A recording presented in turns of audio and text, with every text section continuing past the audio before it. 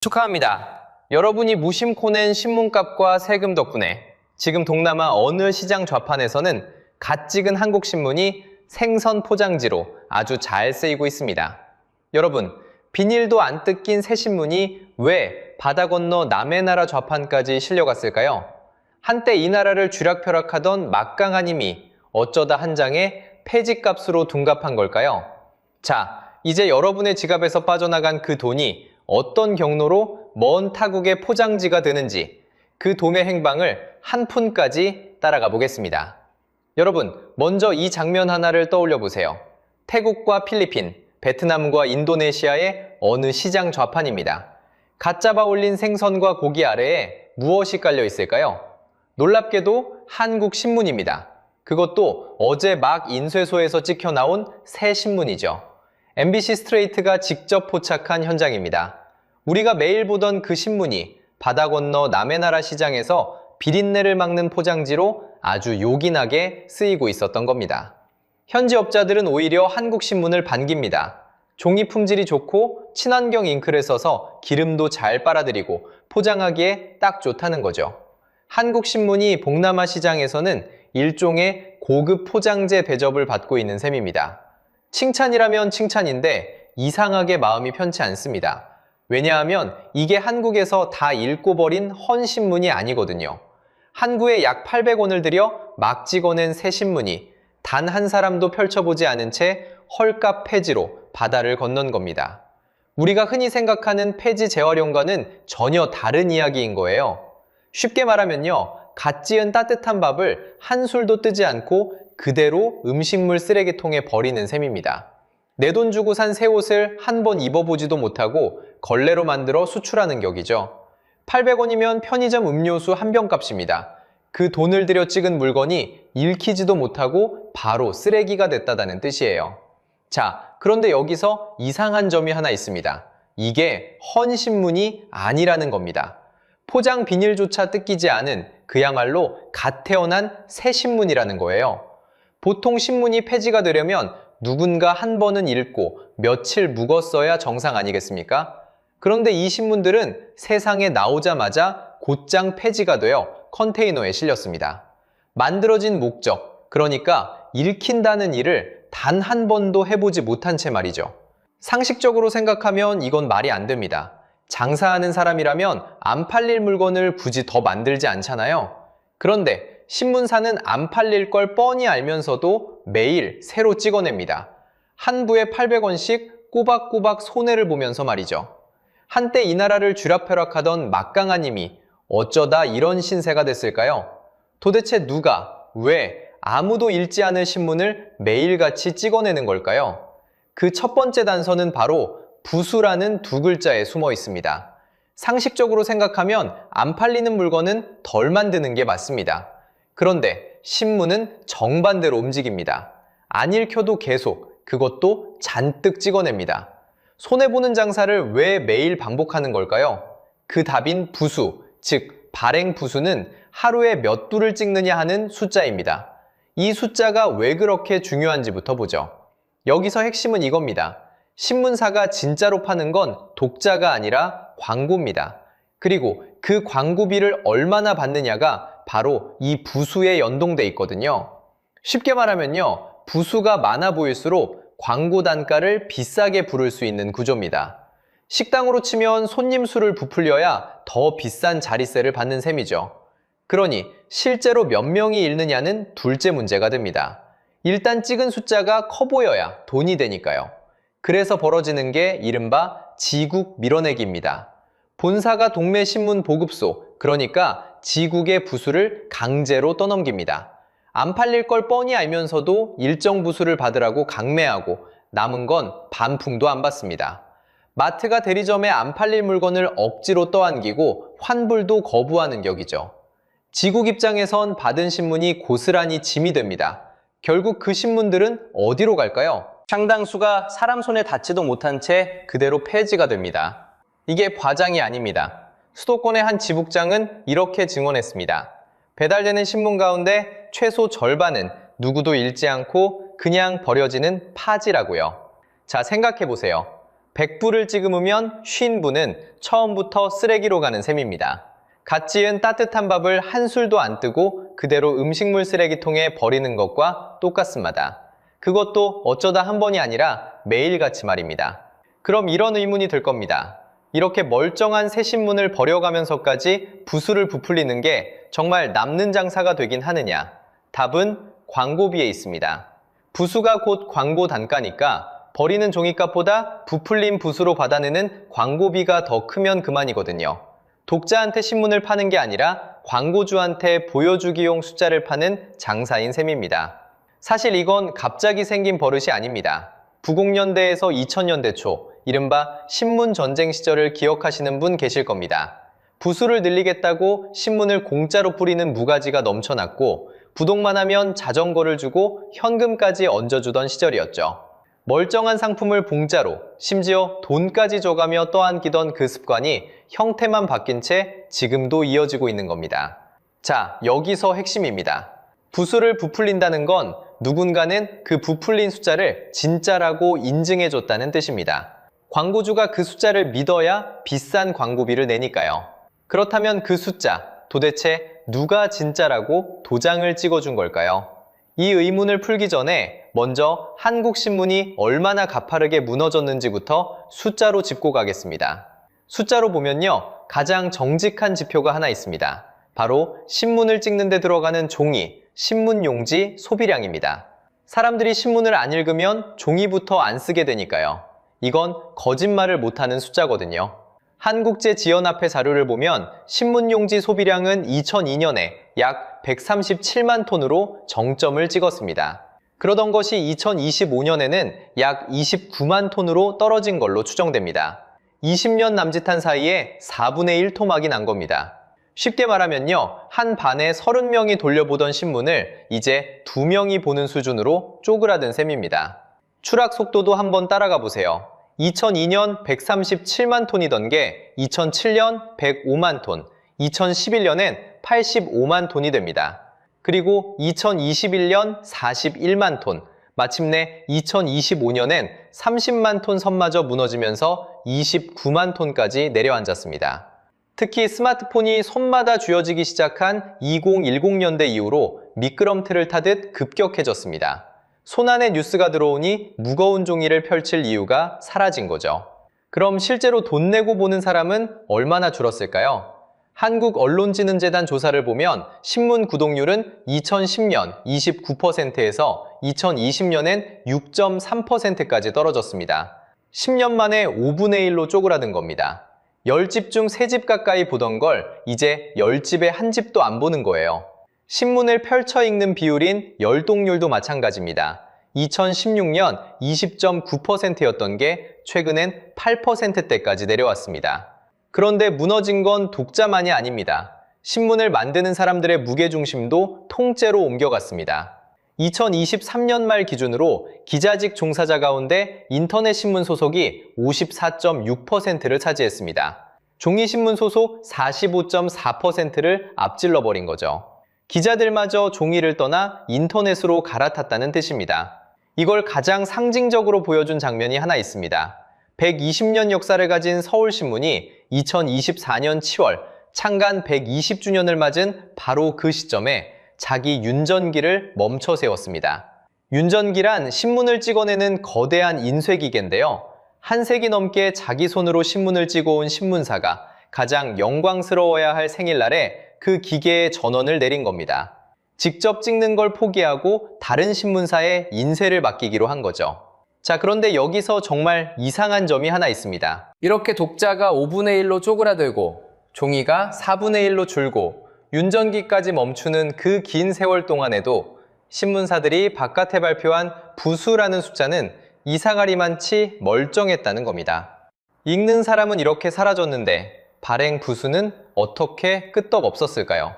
자, 이제 우리가 아까 잠깐 미뤄뒀던 질문으로 돌아갈 차례입니다. 그 부수, 도대체 누가 진짜라고 인증해줬을까요?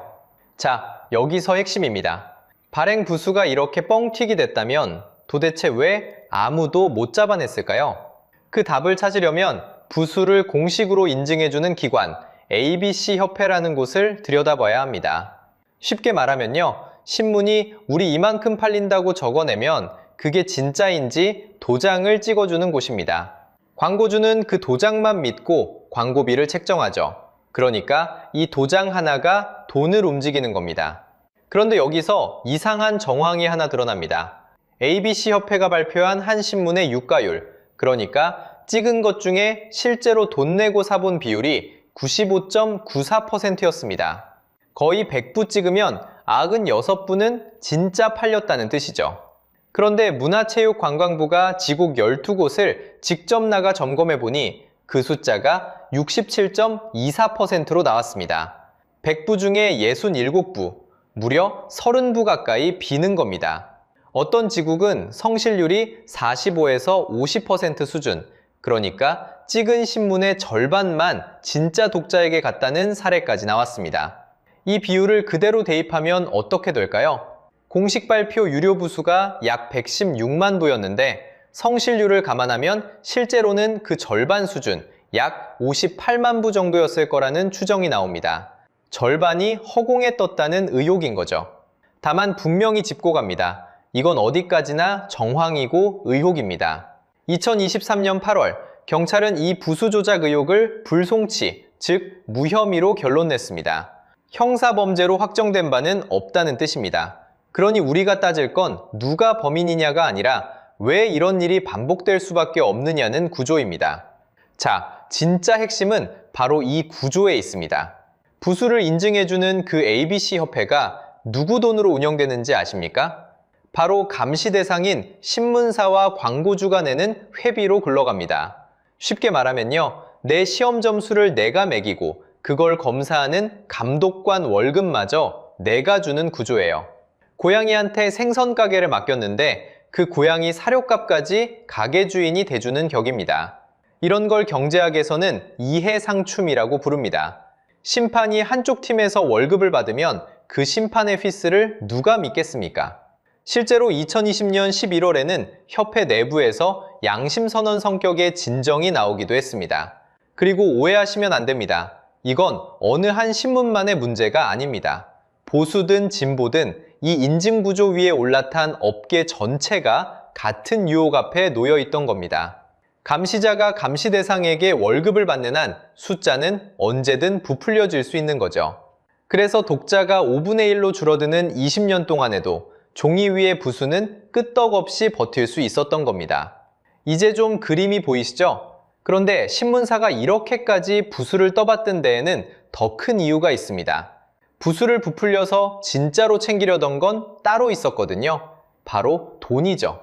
이제 진짜 돈의 흐름을 해부할 차례입니다. 여러분 지갑에서 시작된 그 돈이 대체 어디로 가는지 한 푼씩 따라가 보겠습니다. 결론부터 말씀드리면요. 신문사는 독자에게 받는 구독료를 사실상 포기했습니다. 대신 세 군데에 기대고 있어요. 광고주, 포털, 그리고 세금입니다. 여러분, 이 세 갈래를 하나씩 따라가다 보면 이상한 결론에 닿게 됩니다. 정작 신문값을 안 내는 우리 지갑에서 돈이 이미 빠져나가고 있었다는 거죠. 첫 번째 물주는 기업 광고입니다. 신문사가 부수를 부풀린 이유가 바로 이거였잖아요. 부수가 많아 보여야 광고비를 비싸게 부를 수 있으니까요. 그런데 여기서 문제가 생깁니다. 그 광고마저 빠르게 빠져나가고 있거든요. 광고 시장의 큰 손인 삼성전자를 한번 보시죠. 삼성전자가 신문 같은 측정 매체에 쓴 광고비가 2023년 한 해 3,294억 원에서 2,080억 원으로 줄었습니다. 1년 만에 36.8%가 깎인 거예요. 큰 손이 지갑을 닫으니 기댈 기둥 하나가 휘청이기 시작한 겁니다. 그러자 신문사는 두 번째 물주에게 갈아탑니다. 바로 포털이에요. 독자에게 직접 돈을 받는 길을 포기하고 기사를 네이버 같은 포털에 넘긴 겁니다. 숫자로 보면요. 우리 국민이 뉴스를 포털에서 보는 비율이 69.6%, 그 중에서도 92.1%가 네이버에 몰려 있습니다. 10명 중 7이 포털로 뉴스를 보는데 그 안에서 거의 모두가 한 곳에 모여 있는 셈이죠. 문제는 이 구조가 뭘 낳느냐는 겁니다. 포털 안에서는 클릭 한 번이 곧 돈입니다. 그러니 어떻게든 클릭을 끌어모으려는 유혹이 생기죠. 자극적인 제목, 같은 기사를 반복해 올리는 일이 늘어납니다. 이걸 경제학에서는 레몬 시장이라고 부릅니다. 쉽게 말하면요, 좋은 물건은 값을 못 받고 사라지고 불량품만 남아도는 시장이에요. 실제로 국민이 한국 언론의 가장 큰 문제로 꼽은 것도 바로 이 낚시성, 편파 보도였습니다. 자, 여기서 핵심입니다. 세 번째 물주, 바로 세금이에요. 정부와 지자체가 신문에 싣는 광고가 있습니다. 그 규모가 2021년 기준 1조 893억 원이었어요. 3,000개가 넘는 공공기관이 집행한 돈입니다. 이른바 정부 광고 1조 원 시대가 열린 거죠. 그런데 이 돈에는 통행료가 붙습니다. 한국언론진흥재단이 정부 광고를 독점으로 대행하면서 광고비의 10%를 수수료로 떼어갑니다. 1조 원이 지나가면 그중 1천억 원 가까이가 자동으로 거치는 셈이에요. 고속도로 톨게이트를 한 번 지날 때마다 통행료가 쌓이는 것과 비슷하다고 보시면 됩니다. 다만 여기서 한 가지는 정직하게 짚고 가겠습니다. 그렇다고 부수를 부풀린 게 곧 세금을 빼먹은 거다. 이렇게 단순하게 도식화하면 정밀하지 않습니다. 정부 광고를 나누는 기준에서 발행 부수는 빠지고 실제로 얼마나 읽히는지를 보는 열동률이 핵심 지표로 도입됐거든요. 그러니 부수 숫자만으로 세금이 새 나갔다고 단정하긴 어렵습니다. 다만 이 열동률 지표마저 현장 반발로 활용이 멈추는 등 기준을 둘러싼 논란은 여전히 이어지고 있습니다. 그래서 결국 이 그림이 무엇을 말하느냐? 신문사는 독자라는 손님을 버리고 광고주와 포털과 정부라는 새 물주에게 갈아탄 겁니다. 그런데 여러분, 신문값을 안 내신다고 안심하셨다면 그건 착각이에요. 우리가 마트에서 산 가전제품 가격 안에는 그 광고비가 숨어 있고 매달 내는 세금 안에는 정부 광고비가 숨어 있습니다. 결국 일부 800원짜리 새 신문이 한 명도 안 읽고 폐지가 되는 동안 그 비용을 떠받친 건 광고에 얹힌 우리 지갑과 우리가 낸 세금이었던 거예요. 호구는 따로 있지 않았습니다. 바로 우리였던 겁니다. 그런데 여기서 좀 억울한 게 하나 있습니다. 똑같은 종이의 위기, 똑같은 디지털 폭풍을 맞고도 외국 신문 중엔 오히려 더 부자가 된 곳이 있거든요. 같은 폭풍을 맞고 누구는 가라앉고 누구는 살아남았습니다. 바로 그 갈림길에 한국 신문이 왜 이 꼴이 됐는지에 대한 진짜 답이 숨어 있습니다. 사실 종이의 위기는 한국만 겪은 게 아니거든요. 전 세계 신문이 똑같이 맞은 폭풍이었습니다. 영국을 볼까요? 최근 10년 사이 전국지 판매 부수가 60% 넘게 쪼그라들었습니다. 10부 팔리던 게 4부도 안 되게 줄어든 셈이죠. 미국도 다르지 않았습니다. 한때 미국을 대표하던 LA 타임스마저 2022년에 자기 인쇄시설을 닫아버렸습니다. 윤전기가 멈추는 건 한국만의 일이 아니었던 거예요. 그러니까 종이가 죽어간다는 사실 자체는 누구의 잘못도 아닌 시대의 흐름이었던 겁니다. 같은 태풍이 전 세계 신문이라는 배들을 똑같이 덮친 거죠. 그런데요, 똑같은 태풍을 맞고도 어떤 배는 가라앉았고 어떤 배는 오히려 더 큰 배가 돼서 돌아왔습니다. 그 결정적인 차이를 한 신문이 똑똑히 보여줍니다. 미국의 뉴욕타임스를 보겠습니다. 이 신문 2009년에는 거의 파산 직전까지 몰렸습니다.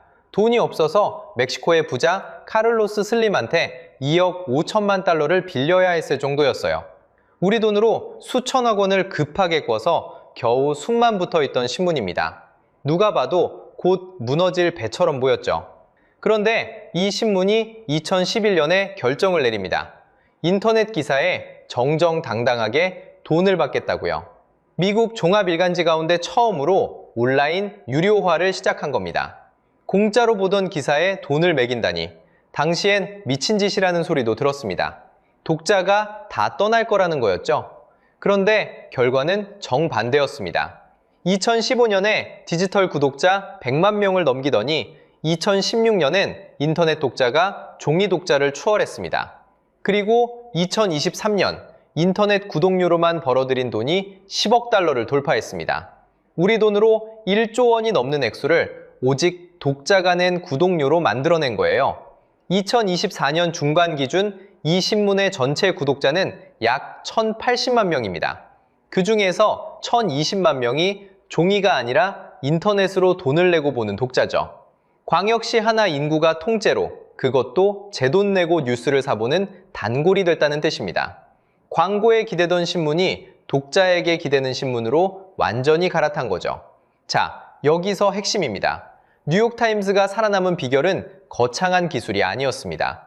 독자를 다시 갑으로 모신 겁니다. 돈을 내고도 아깝지 않은 기사를 쓰겠다. 그 약속 하나로 승부를 본 거예요. 손님을 모셨더니 손님이 신문사를 먹여 살린 셈입니다. 그럼 한국신문은 그 갈림길에서 어디로 갔을까요? 정확히 반대편으로 갔습니다. 독자라는 손님을 버리고 부수와 광고와 포털과 세금에 매달린 거죠. 돈 내고 볼만한 기사로 독자를 붙잡는 대신 안 읽혀도 부수를 부풀려서 광고비를 받고 클릭을 부걸하려 포털에 기사를 넘기고 정부 광고라는 세금의 손을 벌렸습니다. 자, 그래서 결론은 이겁니다. 한국신문의 몰락은 디지털 탓이 아닙니다. 시대 탓도 아닙니다. 같은 시대, 같은 디지털 폭풍 속에서 누구는 멀쩡히 살아남았으니까요. 한국신문은 신뢰라는 단 하나의 자산을 제 손으로 내다버렸습니다. 그래 놓고 무너진 겁니다. 이걸 우리는 자승자박이라고 부르죠. 쉽게 말하면요, 독자가 등 돌려서 망한 게 아니라 독자에게 먼저 등을 돌린 대가가 부메랑처럼 그대로 돌아온 겁니다.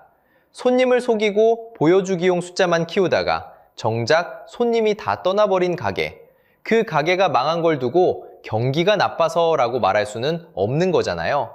그 부메랑이 어디로 돌아왔는지 아십니까? 바로 영상 첫머리에서 본 동남아 좌판의 그 생선 포장지입니다.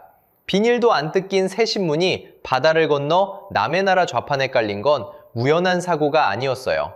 독자를 버린 그날부터 예정돼 있던 결말이었던 겁니다. 숫자가 이걸 증명합니다. 2024년 로이터 조사에서 한국 뉴스에 대한 국민의 신뢰도는 31%로 나왔습니다. 조사 대상 47개국 평균인 40%에 도 한참 못 미치는 하위권이었죠. 국민 10명 중 7명은 자기 나라 뉴스를 믿지 않는다는 뜻입니다. 신뢰를 팔아 부수를 산 결과가 이렇게 숫자로 돌아온 거예요. 자, 여기서 다시 한번 짚고 갑니다. 이건 특정 신문 하나의 잘못이 아닙니다. 보수든 진보든 부수에 기대고 포털에 매달린 구조는 똑같았습니다. 그러니 어느 한쪽을 손가락질하며 통쾌해야 할 일이 아니라 우리가 매일 보는 뉴스 전체가 누구를 위해 굴러가는지 따져볼 일인 거죠. 자, 그래서 마지막으로 여러분께 묻고 싶습니다. 여러분은 마지막으로 돈을 내고 신문이나 뉴스를 본 게 언제인가요? 한번 떠올려 보세요. 그리고 더 중요한 질문이 있습니다. 지금 여러분이 매일 보는 그 뉴스는 독자인 여러분에게 책임을 지는 곳인가요? 아니면 광고주와 포털에 책임을 지는 곳인가요? 이 질문에 대한 여러분의 생각을 댓글로 꼭 들려주세요. 여러분이 어떤 뉴스에 돈을 낼 만하다고 느끼는지 그 한마디가 다음 영상의 가장 좋은 단서가 됩니다. 오늘 이 추적이 여러분의 지갑과 눈을 지키는데 조금이라도 보탬이 됐다면 구독과 좋아요로 함께 해주세요. 다음엔 또 어떤 돈의 행방을 끝까지 따라가 볼지 곧 다시 찾아오겠습니다.